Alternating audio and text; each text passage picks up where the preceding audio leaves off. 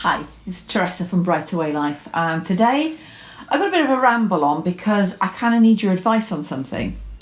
Now, when you're on a fitness journey, it is kind of a bit of a numbers game. You know, it's TDEE, BMI, RDA, and all those sort of things.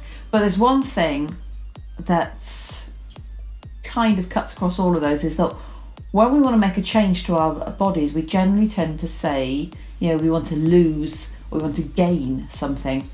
Now for me, I am going to be sharing with you some of my deep and dirty statistics here, so please bear with me. It is a bit of a numbers game. Now the common phrase that always seems to be used is losing weight. You see it on the covers of all magazines, lose weight, lose weight. And I was thinking about this. Do I want to lose weight? What do you do? What is your goal? If you're kind of on your own fitness journey, what is it that you are trying to do? Are you trying to lose weight? For me, it's not just about losing weight, because the thing is, I've always been heavy, even as a kid, back in primary school. And I'm talking sort of about when I was about 10, 11 years old. We were already starting to get into, how much do you weigh? What size shoes do you take? What size clothes do you wear? And I never wanted to kind of admit, because all of my friends who are these little skinny minis were all saying, oh, well, I weigh 6 stone. Okay, I say 6 stone, that sounds really little. But we were little, we were kind of under 5 foot 60 inches tall at that point. And I never really wanted to say that. I was actually at least a good 14 pounds, a good stone heavier than all. But I was always really, really strong.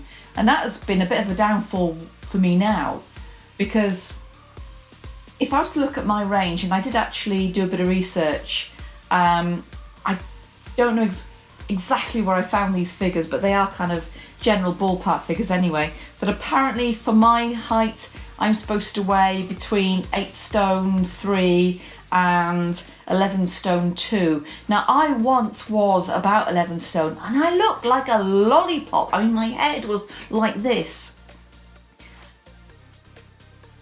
And I don't mean that in a conceited way. I mean, my head literally looked like this against me because I looked so skinny. So the thing is, I have to kind of deal with the fact that I'm never going to be light, I'm never going to be skinny. So what do I want? Do I really want to lose weight? What measure do you use as a guidepost for your success? Is it the number on the scale? Is it the fact that you can get into a smaller size? Sorry, that was easy for me to say. Is it that you're stronger, that you're able to lift something heavier? Now, there are measurements for all of these things. We have these really neat weighing scales that we got. I think they're Weight Watchers or something, that they will take on your age, your gender, your age, gender, anything else? Oh yeah, that's it really, age and gender.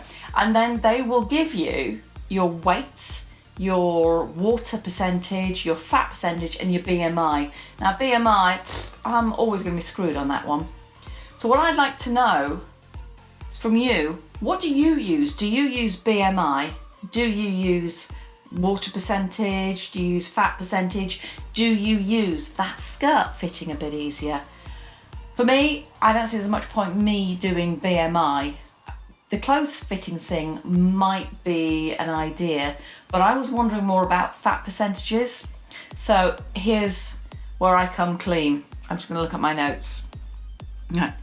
Now, the general census of opinion seems to be that for my height, gender, age, the range of BMI is 18.5 to 25. And overweight is considered 25 to 30. This is where I put my hand up and say 34.3. But again, how much of that is a guideline for me? I think this is the one I'm going to go for, and that's the fat percentage. Now, again, a little bit of research, and the range, healthy range, because of course fat percentages for women are going to be slightly higher than for men. My fat range should be 24 to 36%.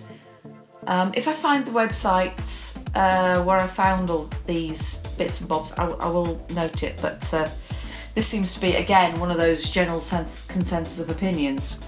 Now, 24 to 36%, I said. Mine is 33.9. Now, that doesn't sound too bad, but I would like to not be knocking up the top end of that range. Now, water percentage, and I'm terrible because I don't drink enough, simply because, well, I keep running somewhere every 5 minutes. But water percentage is ideally 45 to 69%, apparently.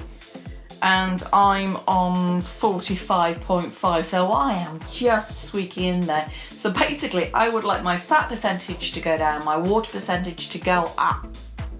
But again, what I'd like to know is, what do you use as a measurement of success? Now, it's really weird because when I was a teenager, I would have been a little bit on the chunky side, but not too bad.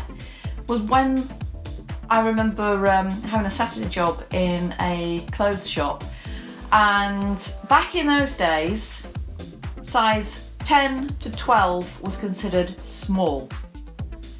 Sort of 14 to 16 was considered medium, and 18 to 20 was large.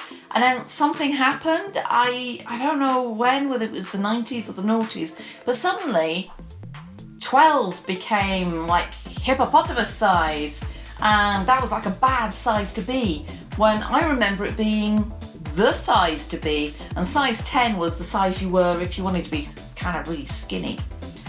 And for some reason now, those goalposts have shifted, so whereas I'm sort of on my way to being the ideal size when I was a teenager, I'm now considered to be a heffalump.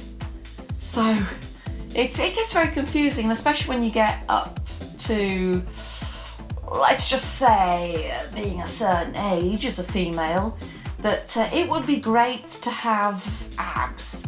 But the body percentage you'd have to get abs as a woman is just, it would take over your life. And let's face it, being a woman of a certain age, the faster I could take off the fat, it would just be being put back on anyway because of, hormones. So that's what I'd like to know. What's your measurement of success? So there you go. What is this stigma with numbers? Why are we always playing a numbers game? I'd really like to know where you're at and what you use, and BMI, WTF. There we go. So let me know, comments below please. Let's all help each other out here, okay? So if you've liked the ramble, please like, subscribe, ding-a-ling on the bell, and I'll see you in the next video. Bye. Do not talk with hands like I did last time.